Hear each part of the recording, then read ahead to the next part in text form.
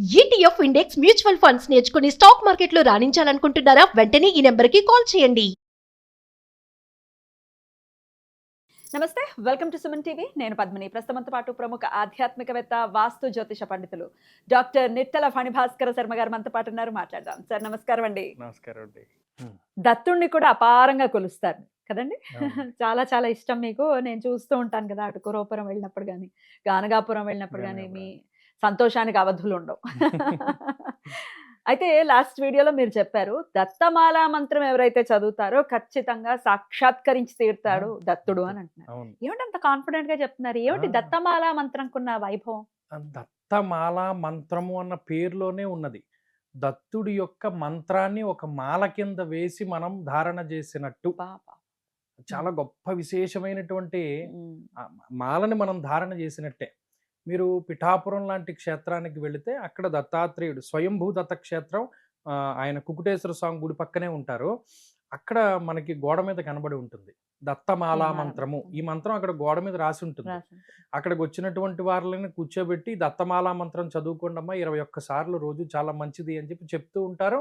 అలాగే ఈ దత్తమాలా మంత్రం ఎవరైతే పగడ్బందీగా 21 రోజులు చదువుతారో ఖచ్చితంగా వారికి దత్తుడు ఏదో ఒక రూపంలో గురువు కింద సాక్షాత్కరిస్తాడు. మరి మనం గ్రహించగలుగుతామండి? మాయ అనేది ఖచ్చితంగా ఉంటుంది కదా. మాయాతీతుడు, మహానుభావుడు దత్తుడు. ఆయన దగ్గర మాయ ఉంది. మనకి మాయ అదే మనకు కమ్మే మాయే ఆయన. సృష్టి, స్థితి, లయ మూడిటికి సంబంధించినటువంటి స్వరూపమైన ఆ సంకల్ప శక్తే దత్తుడు.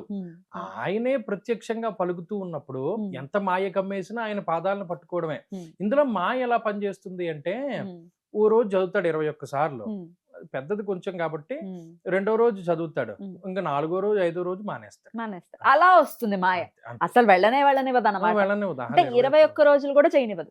అయ్య బాబోయ్, చేయనివ్వదు. ఆ చదువుతున్న 21 సార్లు కూడా చాలా రకరకాల అవరోధాలు అవి ఏర్పడుతూ ఉంటాయి. అవునా? చాలా కష్టం అండి. అయినప్పటికీ పట్టుకున్నామే అనుకోండి, పట్టుకుంటే దొరుకుతాడు. విష్ణు శర్మ పట్టుకున్నప్పుడు దొరకలేదు.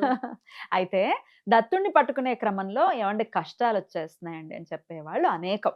అదేంటి? అవును, ఇది గతంలో కూడా మనం చెప్పుకున్నాం. భక్తుడి స్థాయి బట్టి ఆ కష్టం ఉంటుంది. వన్స్ అది దాటేశారనుకోండి ఇంకా అసలు ఇబ్బంది ఏమి ఉండదు. కానీ అది తట్టుకునే ఓపిక కూడా లేదు జనాలకి. నేను చూస్తూ ఉంటాను కదా, ఏమంటే దత్త పాదుకలు పెట్టుకున్నామండి మొదలైపోయి మాకు కష్టాలు అని అంటున్నారు. పాదుకల దాకా ఎందుకు, దత్త చరిత్ర పుస్తకం ఇంట్లోకి వచ్చిందండి మాకు మొదలైపోయి కష్టాలు అనేవాళ్ళు ఉన్నారు. నాకు భలే బాధ అనిపిస్తుంది. అది మరి వాళ్ళ యొక్క బుద్ధి. అంటే వాళ్ళ బుద్ధి ఎందు చేరాడు రాక్షసుడు. దత్తుడి ఫోటో గాని, దత్తుడి పుస్తకం గాని వాళ్ళ ఇంట్లో కూడా పెట్టుకోలేనంత ప్రోత్సహిస్తున్నాడు రాక్షసుడు. అంటే వాళ్ళ ప్రభావం ఎంతలా ఉందో చూడండి. ఖచ్చితంగా. అయ్య బాబాయ్. అయితే అది కావాలని చేసేది కాదు కదా, అది ప్రారంధం రీత్యా అలా జరుగుతోంది కదా. దత్తుడు రాడు మీకు. ఎవరింటికి దత్తుడు వస్తాడు? ఆయన భక్త పరంపరలో ఉండేటువంటి వాళ్ళకి. ఇప్పటికీ మీరు చూడండి, శ్రీపాద అనేటువంటి వాళ్ళ దాని మీద ఇప్పటికీ అంటాడు, నా అభయముద్ర ఎప్పటికీ వారి వంశం మీద ఉంటుంది. ఎన్ని తరాలైనా ఉంటుంది, 32 తరాలైనా 62 తరాలైనా ఉంటుంది. అలా ఆయన వదిలిపెట్టాడు. ఎంత అదృష్టవంతులండి వాళ్ళు. అసలు గురువు వదిలిపెట్టాడు. మీకు అదే చెప్తున్నాను, మనం శరీరాన్ని వదిలిపెట్టేసి ఇంకో శరీరంలోకి వెళ్ళిపోయినా ఈ మధ్యలో కూడా వెనకాల ఉంటాడు. ఆ ఉండి మీరు అందుకనే ఒక యోగి ఆత్మకథ పుస్తకాన్ని చదివినప్పుడు లాహిరి మహాశీలకి మహావతార్ బాబాజీ గారు కనిపించినటువంటి దృశ్యాలు కనుక చదివితే ఆయన అంటాడు, శరీరం ఉన్నప్పుడు, నీ శరీరం పడిపోయిన తర్వాత ఇంకో శరీరం వచ్చినప్పుడు నేను ప్రతిసారి నీ వెనకే ఉన్నాను అని చెప్పి మాట్లాడుతూ ఉంటాడు ఆయన. మరి అలా అసలు గురువు వదలడు. అయితే సామాన్యులు, చాలా సామాన్యులం అండి మేము. అసలే భయంకరమైన కష్టాల్లో ఉన్నాము, స్వామిని నమ్ముకుందాం అనుకున్నప్పుడు ఇంకాస్త కష్టపెడుతుంటే భయంగా ఉంది, జీవితం మీదే భయంగా ఉంది. ఎలా పట్టుకోవాలి? ఆయన ఎంతైనా కష్టపెట్టనియండి, ఆయన పాదాలని మేము వదలం. ఎలా పట్టుకోవాలి ఆయన? ఇట్లా స్థిరంగా ఎలా ఉండాలి చెప్పండి. ఇప్పుడు మన మొత్తం అన్ని దేవతా స్వరూపాల్లో స్మరణ మాత్ర సంతుష్టాయ అని చెప్పింది దత్తుడికే. ఇంకా స్మరణతోటే సంతుష్టుడు అయిపోయేటువంటి దత్తుడిని ఇంకా మనం అలా పట్టుకోవడం ఏముంది? ఆయన నామస్మరణ అంతే. దిగంబర దిగంబర శ్రీపాద వల్లభ దిగంబర, బ్రహ్మ విష్ణు మహేశ్వర శ్రీపాద వల్లభ దిగంబర. అసలు ఆ నామాన్ని పట్టుకుంటే తరించిపోయినటువంటి వాడు ఎవడు ఉండడు. అంతే. భయం వేసినప్పుడల్లా ఈ నామాన్ని అనుకున్నా కూడా ఖచ్చితంగా అక్కడ ఉంటాడు. వెంటనే వచ్చేస్తాడు. వెంటనే ఇంకా అసలు ఇంకోటి లేదు. మీరు ఎందుకంటే మేము పౌర్ణానికి వెళ్ళామంటే మార్గశిర పౌర్ణానికి పిఠాపురం వెళ్ళి పని కట్టుకుని నేను అక్కడ కూర్చుని మ్. చదవడం ప్రారంభం చేస్తే మ్. 3/4 చదివేశాను. మ్. జనరల్ గా ఏం చేస్తాము, సప్తాహం చేస్తాం. సప్తాహం పారాయణ అయిపోయిన తర్వాత 8వ రోజు దత్తక్షేత్రానికి వెళ్ళి మనం చదివిన పుస్తకం ఎవరికైనా దానం చేసో లేకపోతే ఆయన దర్శనం చేసుకునో ఏదో ఒకటి చేస్తాం మామూలుగా అయితే. నేనేం చేశాను, ఆల్మోస్ట్ చదివేశాను, 3/4 చదివేశాను ఏంటి ఒక రోజులో ఓ రోజులో. పుస్తకం పుస్తకం ఏది గురు చరిత్ర లేకపోతే శ్రీ ఏం గురు చేస్తారు? చరిత్రే. శ్రీ గురు చరిత్ర, శ్రీ గురు చరిత్రే. ఎకరాల భరద్వాజ్ గారు. ఇక్రాల్ భరద్వాజ్ గారు ఆయనది చదివేసిన తర్వాత ఉమ్, నా దగ్గర ఇది ఉంది, సమగ్ర గురు చరిత్ర అని. నాకు బెంగళూరు నుండి ఒక ఆయన గురుడు మారినప్పుడు పుస్తకం పట్టుకొచ్చి ఇచ్చాడు. ఓకే. అది చెప్పాను కదా మీకు. అందులోనే నేను ఈ శ్రీపాద శ్రీవల్లభ చరితామృతంలోని 3/4 చదివేశాను. ఓకే. సరే ఇంక ఓపిక అయిపోయి మధ్యాహ్నం వెళ్ళిపోయాను. ఆ. వెళ్ళిపోయి ఇంక భోజనం చేసేసాం కదా, సరే ఇంకేం చదువుదాం, రేపటి నుండి చదువుదాంలే అనుకుని నేను ఇంక చదవలేదు. చదవపోయేసరికి అనుకోకుండా ఎప్పుడూ లేనటువంటి మా ఫ్రెండ్స్ ఫోన్ చేసి శ్రీశైలంలో మనకి ప్రోటోకాల్ దర్శనం వచ్చింది, శ్రీశైలం వెళ్ళాలి అన్నారు. అయితే ఓ పని చేద్దాంరా, నాకు హైదరాబాద్లో పని ఉంది, హైదరాబాద్లో పని చేసుకుని వెళ్దామని ఇక్కడికి వచ్చి అనుకోకుండా ఇక్కడ నుండి మేము గానుగాపురం వెళ్ళాం. ఎందుకు గానుగాపురం వెళ్ళామంటే ఎవరికీ తెలియదు. సరే గానుగాపురం దగ్గర కదా, ఎప్పుడు వెళ్ళలేదని చెప్పి వెళ్ళాం. తీరా అక్కడికి వెళ్ళాక ఆ రోజు అనఘాష్టమి. అబ్బా, మార్గశిరంలో అనఘాష్టమి. మార్గశిరంలో అనఘాష్టమి. మాకు ఫ్యూజులు ఎగిరిపోయాయి. మార్గశిరంలో అనఘాష్టమి రోజున మేము పొద్దున్నే అక్కడ ఉండి, అంత మునుపు రోజు దత్తుడిని దర్శనం చేసుకుని సాయంత్రం, తర్వాత రోజు అక్కడ ఉండి, అక్కడ తీర్థాలు ఉంటాయి మొత్తం అన్నిట్లోనూ కూడా వెళ్ళి నీళ్లు జిమ్ముకుని దత్తుడి దగ్గరికి వెళ్ళి ఆ రోజు పల్లకీ సేవ చూసి అప్పుడు శ్రీశైలం వెళ్ళాం. మాకు శ్రీశైల దర్శనం ఎప్పుడు మార్గశిర మాసంలో సోమవారం నాడు పొద్దున్న.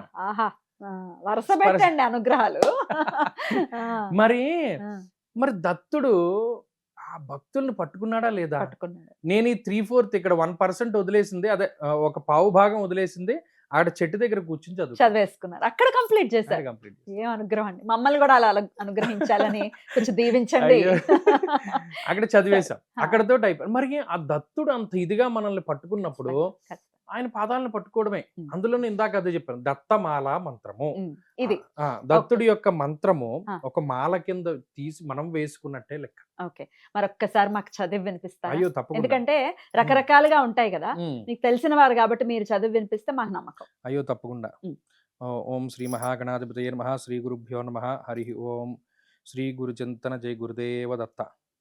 ఓం నమో భగవతే దత్తాత్రేయాయ, స్మరణమాత్ర సంతుష్టాయ, మహాభయ నివారణాయ, మహాజ్ఞానప్రదాయ, చిదానందాత్మనే, బాలోన్మత్త పిశాచవేషాయ, మహాయోగినే, అవధూతాయ, అనసూయానందవర్ధనాయ, అత్రిపుత్రాయ, ఓం భవబంధ విమోచనాయ, ఆం అసాధ్య సాధనాయ, హ్రీం సర్వవిభూతిదాయ, క్రౌం అసాధ్యాకర్షణాయ, ఐం వాక్ప్రదాయ, క్లీం జగత్రయవశీకరణాయ, సౌః సర్వమనక్షోభణాయ, శ్రీం మహాసంపత్ప్రదాయ, గ్లౌం భూమండలాధిపత్య ప్రదాయ, ద్రాం చిరంజీవినే, వషట్ వశీకురు వశీకురు, వౌషట్ ఆకర్షయ ఆకర్షయ, హూం విద్వేషయ విద్వేషయ, ఫట్ ఉచ్చాటయ ఉచ్చాటయ, ఠహ ఠహ స్తంభయ స్తంభయ, ఖేం ఖేం మారయ మారయ, నమ సంపన్నయ సంపన్నయ, స్వాహ పోషయ పోషయ, పరమంత్ర పరయంత్ర పరతంత్రాన్ని చింది చింది, గ్రహం నివారయ నివారయ, వ్యాధీన్ వినాశయ వినాశయ, దుఃఖం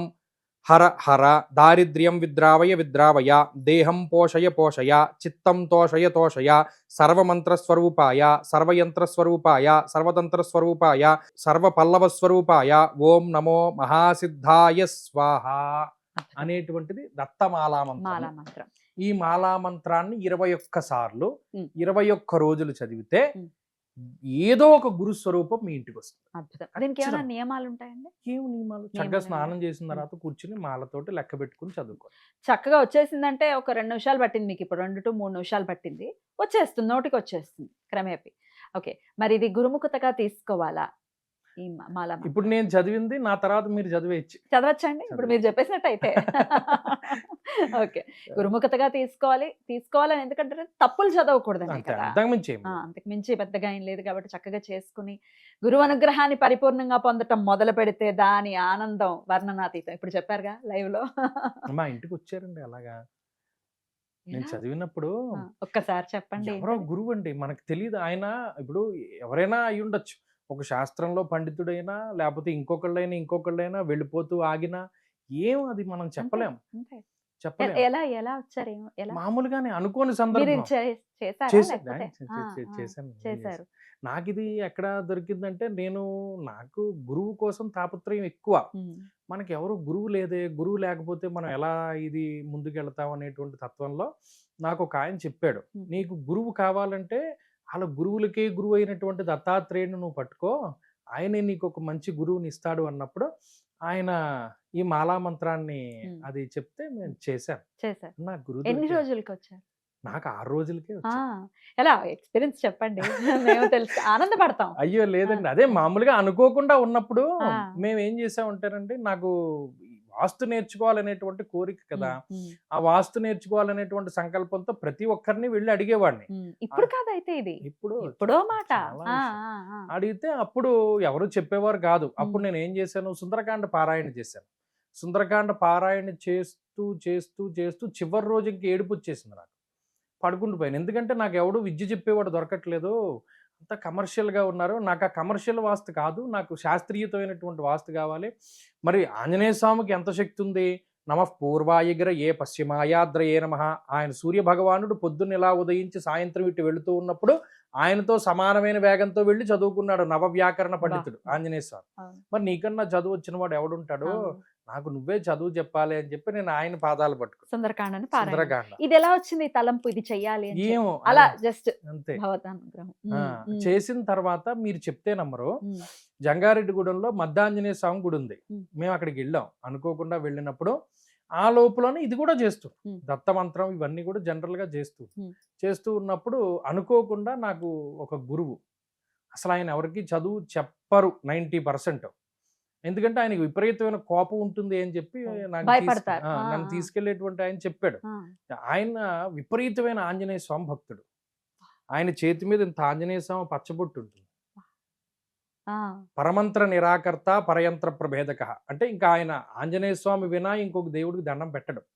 ఆయన ఇక్కడ ఇంత బొట్టు పెట్టుకుంటాడు, ఆంజనేయ స్వామి బొట్టు. నేను మధ్య ఆంజనేయ స్వామి గుడికి వెళ్ళాను, నేను పెట్టుకున్నాను. నన్ను చూడగానే ఆయనకి ఎందుకో చెప్తానని అనిపించింది. ప్రసన్నం అయిపోయారు ఆయన. ఆయనే నాకు ఇల్లు ఇచ్చి ఆయన ఇంట్లోనే నాకు వాస్తు చెప్పి ఆయనే గర్భం ఎలా కట్టాలి, దండ్రుణాలు ఎలా కట్టాలి ఇవన్నీ కూడా నాకు ఆయనే. అయ్య బాబోయ్, ఎన్నాళ్ళు పట్టింది అలా? ఎన్నాళ్ళు నేను నేర్చుకున్నారు? సంవత్సరం నేర్చుకున్నాను. సంవత్సరం ఆయన దగ్గరే ఉండి నేర్చుకున్నారు. అద్భుతం. అట్లా మంత్రం ఒక గురువు మీ ఇంటికి రావటం కానీ గురువుని మీకు అందించటం ఏమండి? ఏదైనా రెండు ఒకటే కదంటే, గురువు లేకపోతే విద్య ఎక్కడది? ఖచ్చితంగా మనం అసలు ఏం చేయలేం. మీకు నీళ్లు ఒక బకెట్ నీళ్లు వంపేశారు అనుకోండి, చల్లాచిత్రం అయిపోతాయి. అలా కాకుండా ఏదైనా ఒక ఇలాగ గీసి దాంట్లో వంపారు అనుకోండి, అవి పగడ్బందీగా వెళతాయి. మరి అప్పుడు ఆ శక్తి ఉపయోగపడుతుంది కదా. అలాగే ఒక గురువు ఉంటే దారి చేస్తాడు ఆయన. దారి లేకపోతే మన గుడ్డితనంలో అంతే అంతే. అద్భుతం అండి. మాలా మంత్రాన్ని చదివి కూడా వినిపించారు. ఖచ్చితంగా ఇది ఉపయోగపడుతుంది. ఆడవాళ్ళు కూడా చేయొచ్చండి చక్కగా చేసుకోవచ్చు మాలా మంత్రం. కాకపోతే అడ్డు వచ్చినప్పుడు మానేయాలి. అడ్డు రాకుండా అందులో విఠల విఠల అనే మంత్రాలు ఠా పలికినప్పుడు అది లోపలికి చాలా బలంగా వెళ్తుంది. అందుకని గురువుని అడిగి అప్పుడు ఆడవారు ముందుకు వెళ్ళడం శ్రేష్టం. అద్భుతం అండి. చాలా చాలా అద్భుతంగా వివరించారు. నమస్కారం అండి.